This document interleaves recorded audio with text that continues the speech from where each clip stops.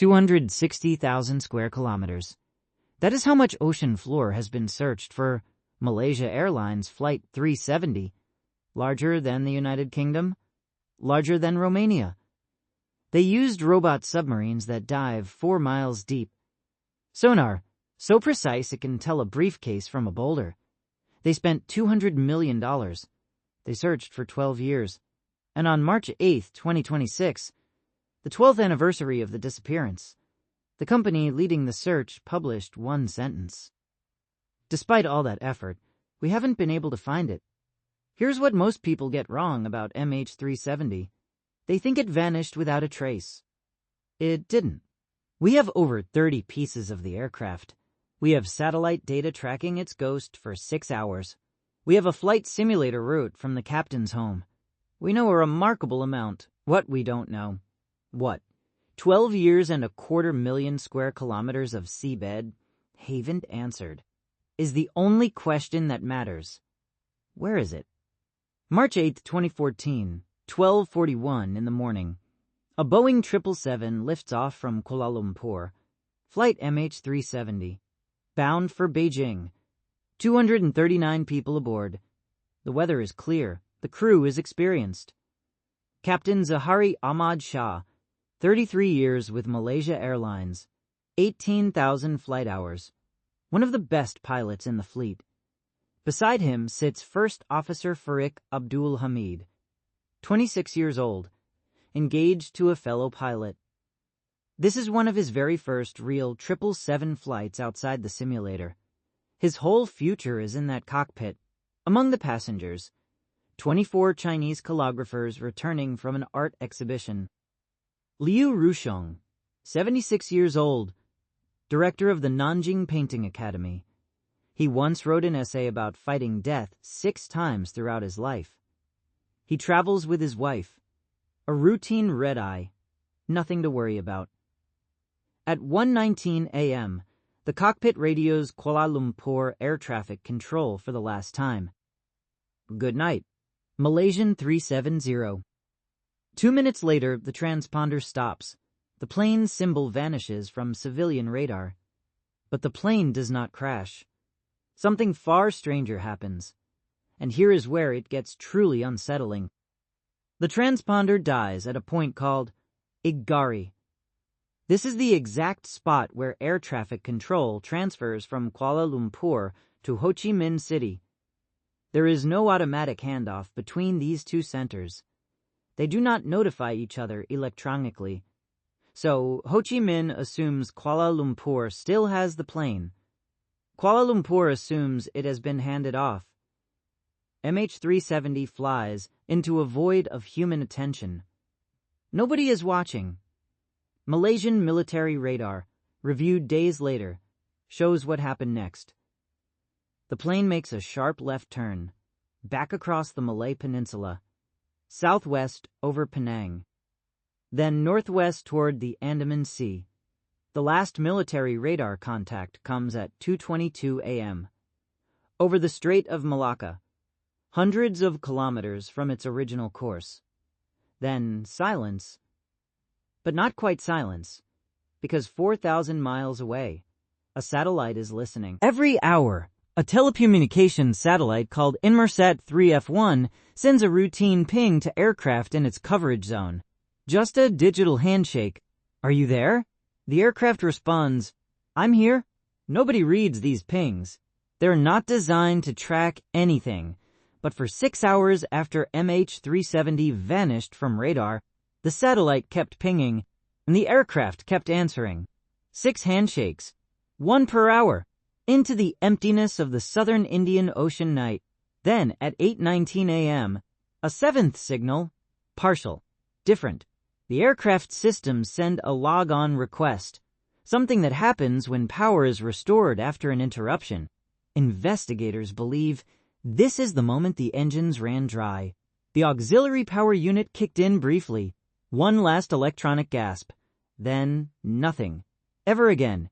Engineers at Inmarsat realized something extraordinary. They could extract location data from these routine pings. Data that was never meant to track anything. By analyzing signal travel time and Doppler shift, They could reconstruct a flight path. They validated it against 6 other Boeing 777s flying that same day. It had never been done before in aviation history. The result?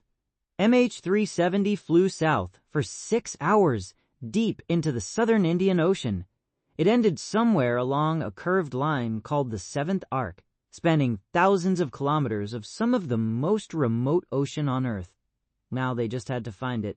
If this story is making your skin crawl, subscribe, because the search is where it gets heartbreaking. For the first week, they searched the wrong ocean.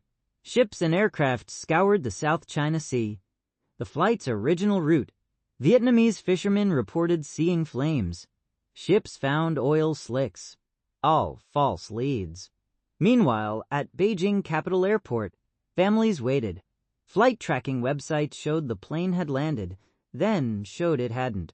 Malaysia Airlines said they lost contact, but the plane might have landed in Danming. For hours, families refreshed their phones, called each other, sat in a VIP lounge that became a room of growing dread. On March 15th, Malaysian Prime Minister Najib Razak revealed what the military radar had shown. The plane had flown for 7 hours after disappearing. It did not crash in the South China Sea. The entire search was in the wrong ocean. Think about that. 7 days, dozens of ships, hundreds of aircraft sorties, all in the wrong place, while the clock on the black box's underwater locator beacon, designed to last 30 days, was already ticking down. What followed was the most expensive search in aviation history. 3 acts, 12 years, each ending the same way. Act 1, 2014 to 2017. Australia, Malaysia, and China pool resources. The Bluefin 21 submersible.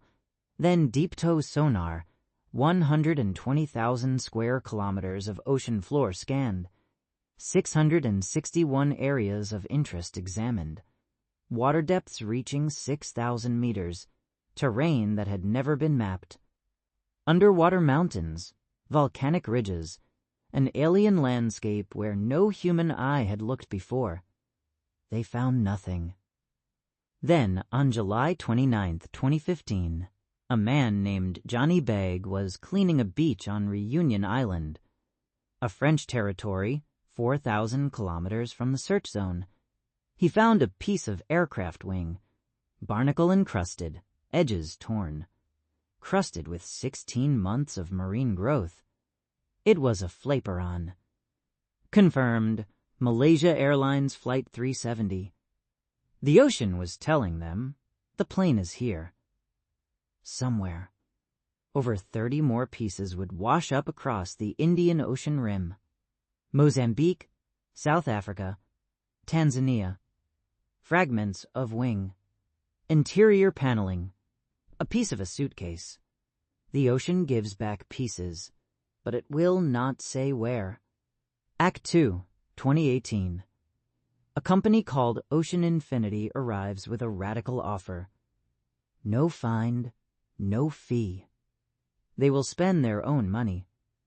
They search 25,000 additional square kilometers. They find nothing. They walk away unpaid. Act 3. December 2025. Ocean Infinity returns. A $70 million gamble. The vessel Armada 86.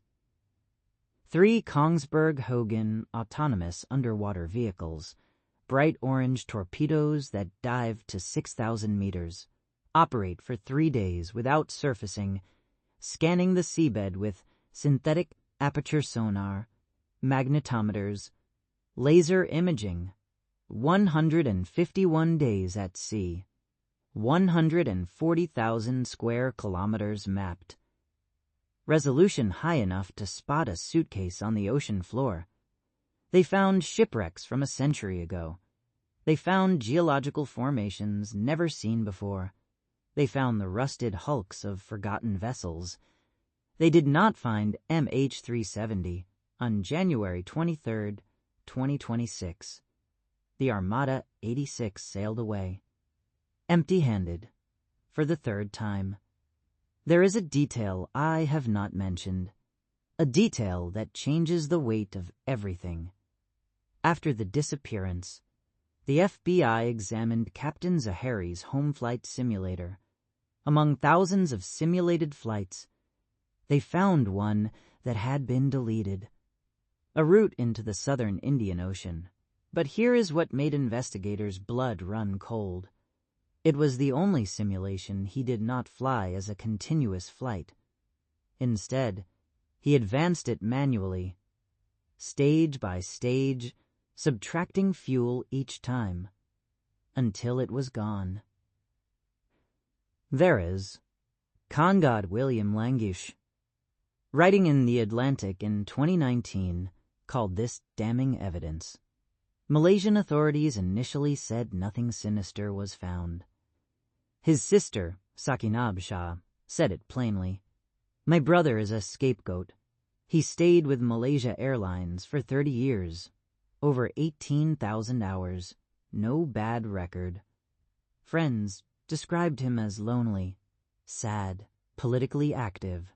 He opposed corruption in Malaysia.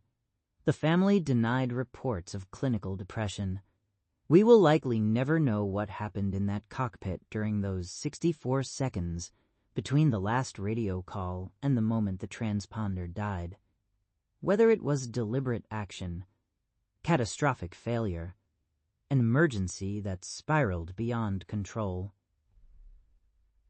64 seconds, the hinge of the entire mystery. Jung Hoi's mother was on that plane.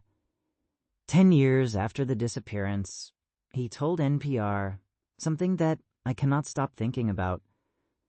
The torment and damage from the past 10 years, all of this secondary damage to the relatives, has far surpassed the initial damage. Not 2 times or 3 times worse. 10 to 100 times worse.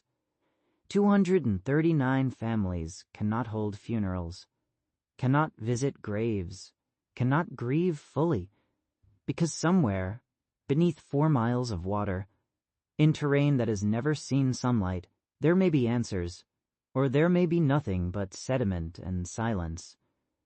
In December 2025, a Beijing court ordered Malaysia Airlines to pay $410,000 to each of 8 families.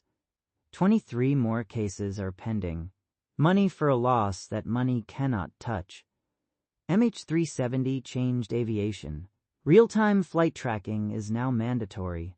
Underwater beacon batteries were extended from 30 to 90 days. Deployable flight recorders, designed to eject and float, are being developed. But none of that gives Jung Hoi his mother back. What would you carry for 12 years? What weight settles into your bones when the person you love is not dead, not alive, just gone? When the ocean holds the answer, and the ocean says nothing. This is not just their story. Every time you board a plane, you trust a system. MH370 proved that system has seams. And in the seams, 239 people disappeared. 260,000 square kilometers searched. $200 million spent. Robot submarines that can see in the dark 4 miles beneath the surface. And still, the ocean keeps its secret. Oliver Plunkett, the man who bet $70 million twice, said it simply. The scale of the challenge, both geographically and technologically, is almost impossible to comprehend. He paused, then added, if nothing else, we can say with confidence that it isn't where we looked. The families are still fighting. The contract with Ocean Infinity runs until June 2026. Voice 370, the family advocacy group, is urging Malaysia to keep searching. 12 years, and a plane still missing, but the search itself mapped something. Not just empty ocean floor, but the edges of what human technology can do. And those edges are closer than any of us want to believe. Speaking of things hidden beneath the surface for centuries, in the deserts of Peru, Enormous drawings stretch across the Nazca Plateau. Lines so vast they can only be seen from the sky. For decades, archaeologists cataloged about 400 of them. Then in 2024, an AI trained on satellite imagery scanned the same desert. In a matter of months, it found double what humans had found in a century. Ancient figures, hidden paths, messages etched into the earth by hands that have been dust for 2,000 years. The desert, like the ocean, keeps its secrets. But sometimes, the right pair of eyes changes everything. Title suggestions. 5 options. 1 Bailey 307. 1,000 nothing. 500 Boyne one had found in a century. Ancient figures. Hidden paths. Messages etched into the earth by hands that have been dust for 2,000 years. The desert, like the ocean, keeps its secrets. But sometimes, the right pair of eyes changes everything. Title suggestions. 5 options. 1 MH370.